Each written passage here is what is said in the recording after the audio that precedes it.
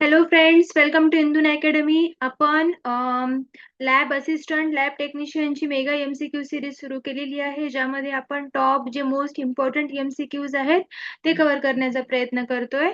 तर आजचा जो टॉपिक आहे आपला तो आहे क्लिनिकल बायोकेमिस्ट्री. त्याआधी एक गोष्ट सांगते की आपली बॅच सुरू झालेली आहे लॅब असिस्टंट, लॅब टेक्निशियनची.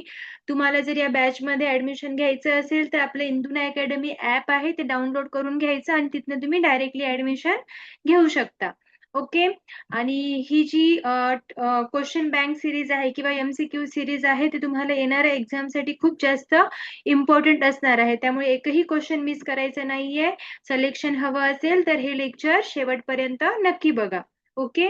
आणि बॅच बद्दल काही माहिती असेल तर इथे दिलेला नंबर आहे, त्या नंबरवरती तुम्ही कॉल करून तुमची जे काही इन्क्वायरी असेल ती विचारू शकता. ठीक आहे. तर वेळ न घालवता आपण आपल्या एमसीक्यू ला सुरुवात करूया.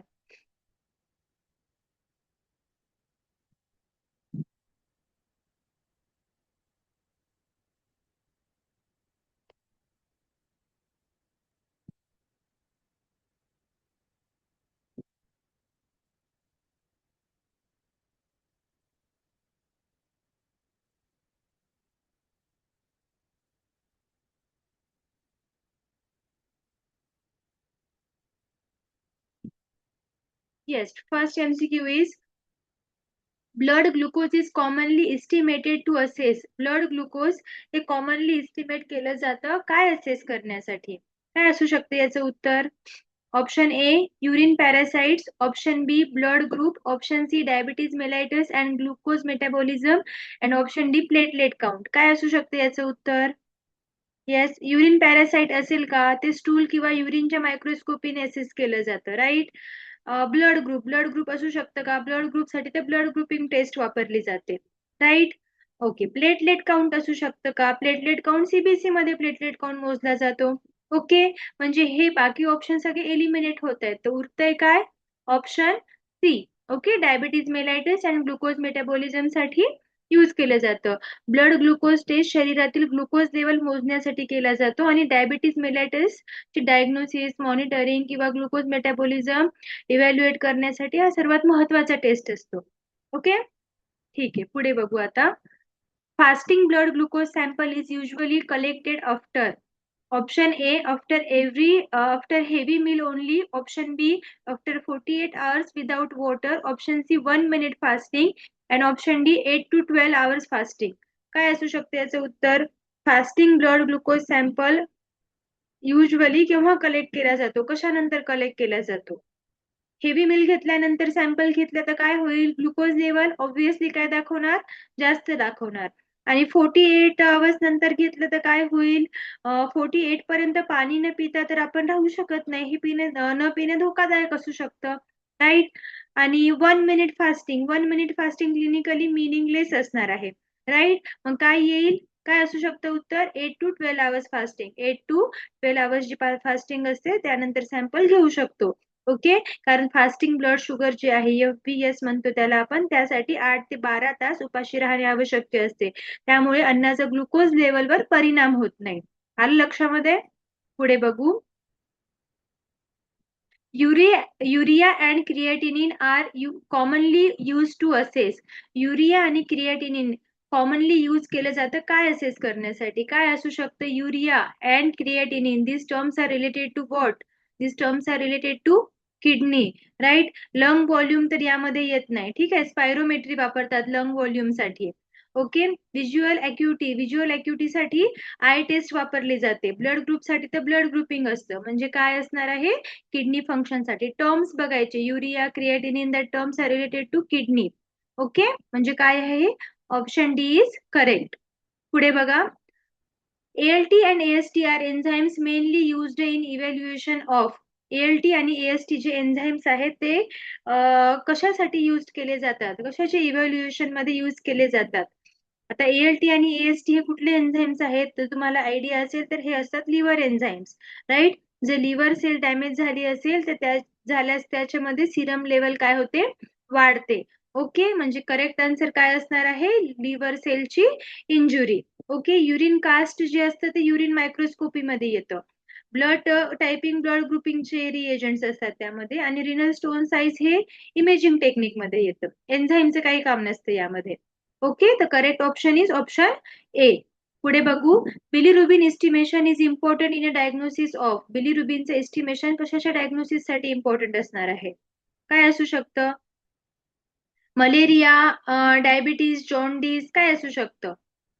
प्लेटलेट्स, काय असू शकतं? मलेरिया तर येणार नाहीये. मलेरिया, प्लेटलेट फंक्शन किंवा डायबिटीज डायग्नोसिस साठी बिलिरुबिनचा युजच होत नाही, वापरलाच जात नाही. ओके, मग जॉन्डिस असणार आहे. ओके, बिलिरुबिन वाढल्यास त्वचा आणि डोळे काय होतं? पिवळे होतात, पिवळ्या कलरचे दिसतात.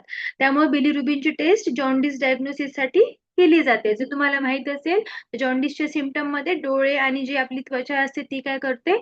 येलो होऊन जाते, येलो कलरची होऊन जाते. राईट. पुढे बघा. Total protein in a serum includes mainly option A albumin and globulin, option B sodium and chloride, option C RBC and WBC, and option D urea and creatinine. काय असणार आहे याचं उत्तर? Total protein in Serum include mainly, काय include करतं? Serum. Sodium chloride तर electrolytes आहेत, right, म्हणजे हे काही येणार नाही sodium and chloride. RBC WBC काय आहेत? सेल्स आहेत, ब्लड सेल्स. आणि युरिया आणि क्रिएटिनिन नायट्रोजन बेस्ड प्रोडक्ट असणार आहेत. तर टोटल प्रोटीन इन सिरम काय असणार? अल्ब्युमिन आणि ग्लोब्युलिन असणार आहे. ओके, त्यापासूनच ते बनतं. पुढे बघा. Albumin is synthesised mainly in option A kidney tubules, option B platelets, option C thyroid gland, option D liver. काय असू शकतं याचं उत्तर? अल्ब्युमिन कुठे सिंथेसाइज होतो? किडनी ट्युब्युल्स अल्ब्युमिन तयार करत नाहीत. ओके, प्लेटलेट्स आणि थायरॉइड ग्लँडचा सुद्धा याचा काहीही संबंध नाहीये. म्हणजे अल्ब्युमिन कुठे तयार होणार आहे? लिव्हर मध्ये तयार होणार आहे. Option D is correct option. Okay, पुढे बघा. High serum amylase is commonly associated with. High serum amylase कशासोबत असोसिएट असतं कॉमनली? काय असेल? हिमोफिलिया तर क्लॉटिंग डिसऑर्डर मध्ये येतं. ओके, क्लॉटिंग डिसऑर्डर असेल तर that condition is called haemophilia. UTI जे युरिन इन्फेक्शनचं आहे, युटीआय. ओके, आणि त्यानंतर काय येतं? आयर्न डिफिशियन्सी, एचबीशी रिलेटेड येतं हे. ओके, हिमोग्लोबिनशी रिलेटेड आहे. तर आता हाय सिरम अमायलेज, अमायलेज म्हणजे काय असणार आहे? अॅक्यूट पॅनक्रिएटिटिस असणार आहे. ओके, डायरेक्टली कशासोबत असोसिएटेड आहे? Option C is correct. Okay, पुढचा एमसीक्यू बघा. Serum calcium is important for. Serum calcium कशासाठी इम्पॉर्टंट असणार आहे? Option A bone metabolism, neuromuscular function and coagulation, option B blood grouping only, option C urine colour only, आणि option D stool microscopy. काय असू शकते याचं उत्तर? ब्लड शुगर नसणार आहे, राईट. मग काय असणार?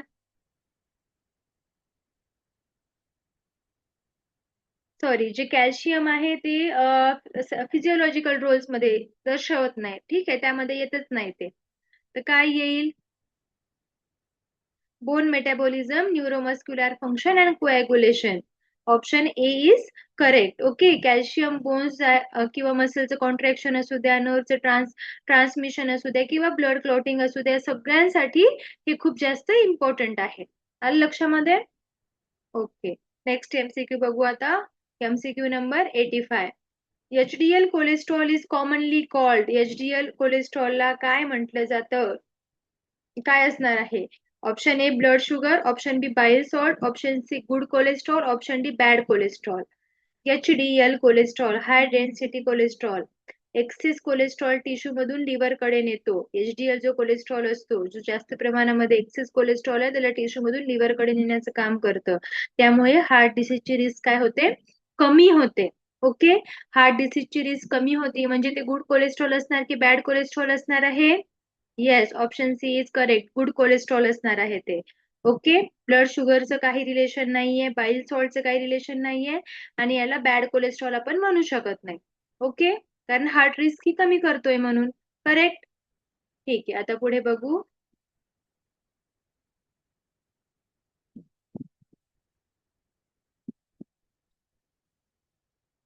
LDL cholesterol is commonly associated with. आता एलडीएल जे कोलेस्ट्रॉल आहे ते कॉमनली कशासोबत असोसिएट असणार आहे? Option A atherosclerosis risk, option B platelet morphology, option C urinary infection only and option D improved oxygen carrying capacity only. काय असू शकतं? प्लेटलेट मॉर्फोलॉजीचा काही संबंध येतोय का? युटीआयचा काही संबंध येतोय का इथे? इम्प्रूव्ड ऑक्सिजन कॅरिंग कॅपॅसिटीचा काही संबंध येतोय का? एलडीएल ऑक्सिजनला कॅरी करतं का? ऑब्व्हियसली नाही करत. म्हणजे काय असणार आहे correct option? Atherosclerosis risk. LDL arteries मध्ये कोलेस्ट्रॉलला डिपॉझिट करून ठेवतो, त्यामुळे एथेरोस्क्लेरोसिस होऊ शकतो. ठीक आहे, तर काय आहे correct answer? Option A is correct. पुढे बघा, triglyceride are form of. Option A antibody only, option B nucleic acid only, option C enzyme only आणि option D fat or lipid in a blood. Triglyceride कशाचा form आहे? ट्रायग्लिसराइड आपण बघितलेलं आहे, metabolism मध्ये पाहिलंय, बायोमॉलिक्युल्स मध्ये पाहिलंय. ट्रायग्लिसराइड काय असतात? अँटीबॉडीज नाही आहेत, न्यूक्लिक ऍसिड नाहीत, एन्झाईम्स नाही आहेत. काय आहेत? फॅट और लिपिड, जे ब्लड मध्ये प्रेझेंट असतात. Right, option D is correct. Okay, triglyceride शरीरातील मुख्य स्टोर्ड फॅट आहे, स्टोर्ड फॉर्म मध्ये प्रेझेंट असतं हे. नेक्स्ट बघा, sodium and potassium are. Option A hormones only, option B electrolytes, option C blood cell, option D enzymes. काय असणार आहे? सोडियम अँड पोटॅशियम काय आहेत? हार्मोन्स तर नाहीयेत, बरोबर आहे. ब्लड सेल्स पण नाहीयेत, आरबीसी डब्ल्यूबीसी ब्लड सेल्स असतात. एन्झाईम्स आहेत का? सोडियम पोटॅशियम नाहीयेत, म्हणजे काय आहेत? इलेक्ट्रोलाइट्स आहेत. Okay, option B is correct, कारण सोडियम आणि पोटॅशियम शरीरातील फ्लुइड बॅलन्स आणि नर्व इम्पल्स कंडक्शन साठी खूप जास्त महत्वाचा रोल प्ले करत असतात. ओके, पुढे बघू. हायपोकॅलेमिया मीन्स. हायपोकॅलेमिया म्हणजे काय असतं? हायपोकॅलेमिया, कॅलेमिया बघा, व्यवस्थित बघा. Option A high sodium level, option B low potassium level in a blood, option C low glucose only, option D high bilirubin only. काय करेक्ट आन्सर आहे? हायपो म्हणजे काय असतं? लो असतं. Kalaemia, kalaemia means what? Potassium in blood. ठीक आहे, म्हणजे काय आहे correct answer? Option B low potassium level in blood. Okay, जर हाय सोडियम लेवल असेल, हाय सोडियम लेवलला काय म्हटलं जातं? काय म्हटलं जातं माहिती आहे का? हायपर नायट्रेमिया म्हटलं जातं. ओके, लो ग्लुकोज लेवलला काय म्हटलं जातं? हे तर खूप वेळेस आपण टर्म ऐकलेलं आहे, हायपोग्लायसेमिया म्हटलं जातं. आलं लक्षात? आणि हाय बिलिरुबिनला काय म्हटलं जाईल? हायपो का हायपर? मला कमेंट मध्ये नक्की सांगा. ओके, नेक्स्ट एमसीक्यू बघा. The principle of spectrometry is based on. स्पेक्ट्रोफोटोमेट्रीचा जो प्रिन्सिपल आहे तो कशावरती बेस्ड असतो? Option A blood clotting only, option B antigen agglutination only, option C absorption of light by a coloured solution, option D centrifugal force. काय असणार आहे याचं करेक्ट आन्सर? ब्लड क्लॉटिंग असेल का? ऑब्व्हियसली नाही. अग्लुटिनेशन असणार आहे का? सेंट्रिफ्युगेशन याचा काहीच संबंध येत नाही. मग काय उरतंय? Absorption of light by coloured solution. Option C is correct. Coloured solution किती प्रकाश ऍब्झॉर्ब करतो यावर कॉन्सन्ट्रेशन ठरवलं जातं. आलं लक्षामध्ये? म्हणजे काय आहे करेक्ट आन्सर? ऑप्शन सी आहे. पुढे बघा आता, Beer Lambert law relates absorbance to. Option A concentration and path length, option B centrifuge speed, option C temperature and pressure only, option D cell shape and size. काय असणार आहे? Beer Lambert law काय सांगतो? काय असतं? ऍब्झॉर्बन्स, concentration आणि path length वर अवलंबून असतं. ओके, म्हणजे ऑप्शन ए करेक्ट आहे. सेंट्रिफ्यूजच्या स्पीडवर, टेम्परेचर किंवा सेलच्या शेपवरती हे डिपेंड नसतं. पुढे बघा, a blank solution in a colorimetry is used to. Option A clot the serum, option B stain the bacteria, option C increase analyte concentration and option D zero the instrument and correct background absorbance. काय असू शकते याचं correct answer? Clotting असेल का? नसणार आहे. Staining पण येत नाही यामध्ये, किंवा अॅनालाइट कॉन्सन्ट्रेशन वाढवण्यासाठी पण याचा वापर केला जात नाही. तर काय असेल correct answer? Yes, option D is correct. Zero the instrument and correct background absorbance. Blank solution instrument calibration साठी वापरतात. एकदम ब्लँक सोल्युशन घ्यायचं असतं कॅलिब्रेशन साठी. पुढे बघा, serum is obtained after. Serum is obtained after. Option A, mixing urine with anticoagulant. Option B, blood clotting and centrifugation. Option C, adding EDTA before clotting. Option D, filtering stool sample. काय असणार आहे? काय असू शकते याचं उत्तर? अँटीकोएग्युलंट वापरल्यास plasma मिळतो, राईट. EDTA क्लॉटिंगला थांबवतं आणि स्टूल फिल्ट्रेशन इरिलिव्हंट आहे, तर स्टूलची काही गरजच नाहीये, सिरमचा विचारतोय आपण.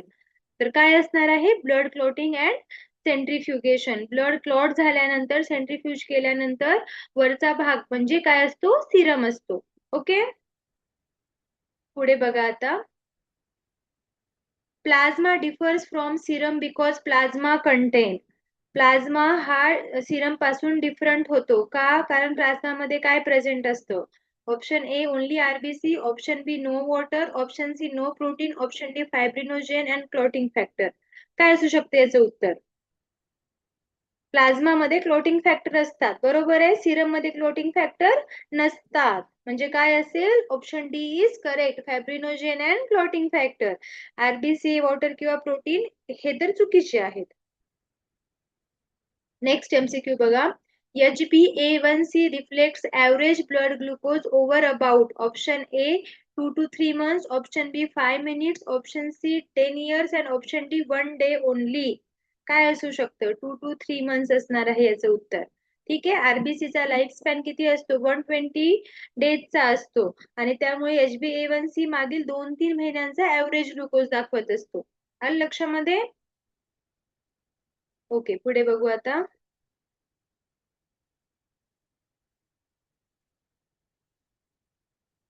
Enzyme activity is usually affected by. Enzyme activity कोणामुळे अफेक्ट होते usually? Option A, tube colour only. Option B, label font size. Option C, patient name only. Option D, temperature and pH. काय असू शकते याचं उत्तर? येस, काय असणार आहे enzyme activity? Temperature and pH असणार आहे. ओके, प्रत्येक एन्झाईमचं एक ऑप्टिमम टेम्परेचर आणि पीएच असतं, त्यात बदल झाल्यास त्यांची जी ऍक्टिव्हिटी आहे ना ती कमी होते.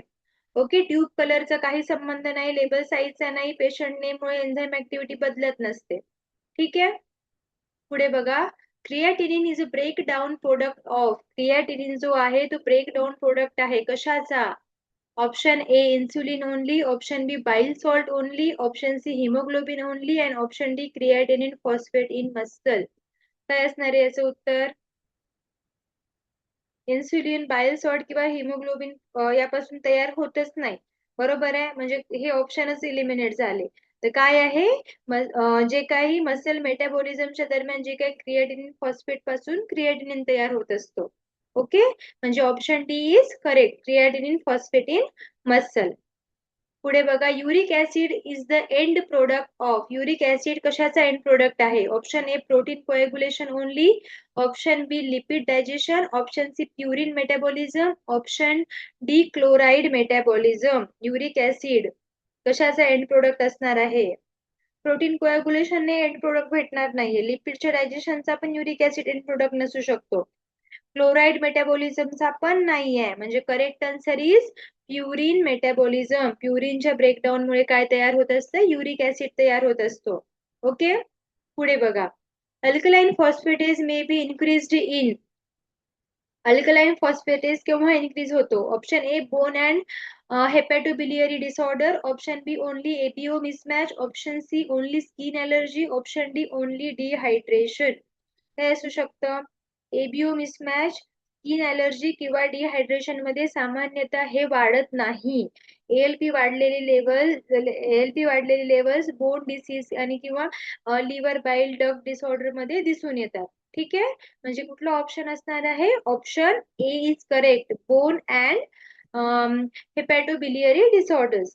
ओके, लास्ट एमसीक्यू बघूया आता. Quality of a biochemical result depend on.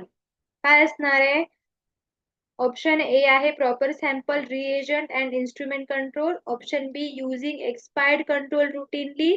Option C, guessing result volume. And option D, delayed reporting without controls. काय असू शकते याचं करेक्ट आन्सर? ऍक्युरेट रिझल्ट साठी काय लागतं? ॲक्युरेट रिझल्ट केव्हा येतो? जर सॅम्पल कलेक्शन व्यवस्थित असेल, क्वालिटी रिएजंटची जी क्वालिटी आहे ती जर व्यवस्थित असेल किंवा जे इन्स्ट्रुमेंट आहे ते व्यवस्थितपणे कॅलिब्रेट केलेले असतील, तर रिझल्ट काय येतो? प्रॉपर येतो, करेक्ट येतो. म्हणजे ते डायरेक्टली कशावर डिपेंड आहे? प्रॉपर सॅम्पल, रिएजंट आणि इन्स्ट्रुमेंट कंट्रोल वरती डिपेंड आहे. ओके. एक्सपायर्ड कंट्रोल कसं असणार आहे? एक्सपायर्ड कंट्रोल असेल तर रिझल्ट काय होईल? रॉंग येईल. आणि गेसिंग रिझल्ट असू शकतं का? रिझल्टला गेस करू शकतो का आपण? ऑब्व्हियसली रिझल्टला गेस करू शकत नाही. आणि कंट्रोल शिवाय रिपोर्टिंग करणे लॅबोरेटरी प्रॅक्टिस मध्ये चुकीचं मानलं जातं. ओके. तर आजचा हा टॉपिक आपला कव्हर झालेला आहे. तुम्हाला जर व्हिडिओ आवडला असेल तर व्हिडिओला लाईक करा, कमेंट करा, शेअर करा. चॅनलला सबस्क्राईब केलं नसेल तर चॅनलला सबस्क्राईब सुद्धा करून घ्या. आणि आपली बॅच जी सुरू झालेली आहे त्यामध्ये आपण असंच टॉपिक वाईज एमसीक्यू घेतो. त्यामुळे स्टुडंटची काय होत असते? प्रॅक्टिस होत असते की एमसीक्यू कसे सॉल्व्ह करायला पाहिजे, कसे सॉल्व्ह करायचे. ओके. डेली बेसिस वरती आपली अशी एमसीक्यू ची प्रॅक्टिस होत असते.